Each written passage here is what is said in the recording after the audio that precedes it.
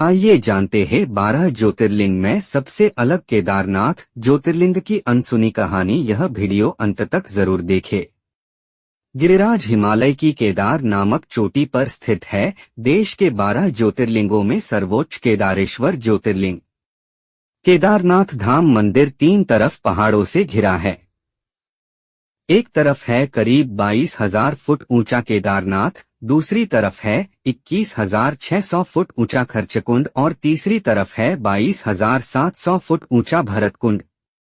अलकनंदा की सहायक मंदाकिनी के किनारे है केदारेश्वर धाम।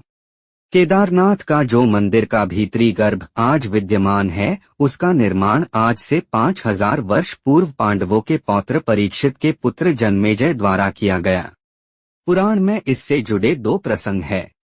पुराण कथा अनुसार हिमालय के केदार श्रृंग पर भगवान विष्णु के अवतार महातपस्वी नर और नारायण ऋषि तपस्या करते थे। उनकी आराधना से प्रसन्न होकर भगवान शंकर प्रकट हुए और उनके प्रार्थनानुसार ज्योतिर्लिंग के रूप में सदावास करने का वर प्रदान किया। यह स्थल केदारनाथ हिमालय के केदार नामक श्रृंग पर अवस्थित है।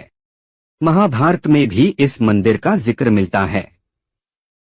जब पांडवों ने कुरुक्षेत्र के युद्ध में अपने भ्रातृ हत्या के पाप से मुक्ति पाने के लिए भगवान शिव को प्रसन्न करना चाहते थे, पर भगवान शिव उन्हें उस पाप से मुक्ति नहीं दिलाना चाहते थे। इसकी असल वजह पांडवों का अहंकार था।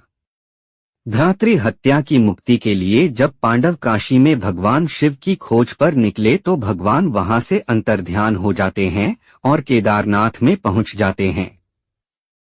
जब पांडव भगवान भोलेनाथ की खोज में केदारनाथ तक पहुंच गए, भगवान शंकर ने तब तक बैल का रूप धारण कर लिया और वे अन्य पशुओं में जा मिले।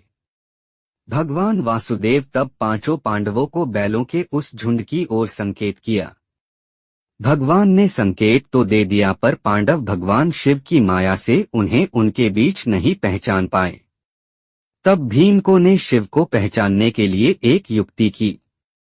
उन्होंने अपना शरीर पर्वत के समान विशाल कर दिया। उसके भीमकाय शरीर को देखकर अन्य सारे बैल तो तीतर बितर हो जाते हैं, पर जिस बैल का भोलेनाथ ने रूप धरा था वहीं पर अड़िग रहता है।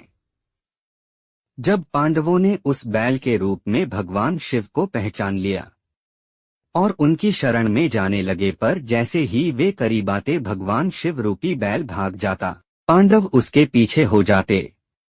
जब पांडवों ने एक साथ घेर कर उस बैल को पकड़ना चाहा तो भगवान अंतर्ध्यान होने ही वाले थे कि भीम ने उस बैल की पीठ को भक्ति के कारण पकड़ लिया।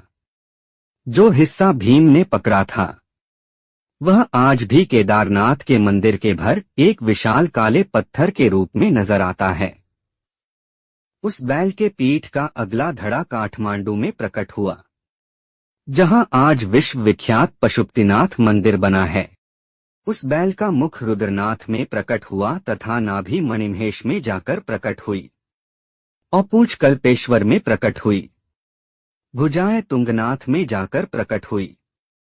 तब पांडव दुखी होकर निराहार होकर केदारनाथ शिवलिंग की पूजा करने लगे। जब उनके शरीर लकड़ी की भांति हो गए और अहंकार नष्ट हो गया, तब भगवान शिव ने पांडवों की दृढ़ भक्ति देखकर उन्हें केदारनाथ में अपना छंदम रूप त्याग कर साक्षात दर्शन दिए तथा उनके किए गए सारे पापों को क्षमा कर दिया और वर मांगने को कहा। तब पांडवों ने शिव से सदा के लिए यहीं पर रहने का प्रभु से याचना की। तब भगवान शिव ने यह वचन दिया कि वे सदा के लिए इन 5 केदारनाथों में रहेंगे तथा अपने भक्तों का उद्धार करेंगे। और कौन से ज्योतिर्लिंग के बारे में जानना चाहते हैं कमेंट करें। जिसके दिल में केदारनाथ धाम के दर्शन की गहरी इच्छा है, अगर आपकी भी यही तमन्ना है कि भोले बाबा के चरणों में शीश झुकाएं, तो कमेंट में हर हर महादेव लिखकर अपनी भावनाओं को व्यक्त करें। बाबा जल्द ही आपकी इच्छा पूरी करेंगे।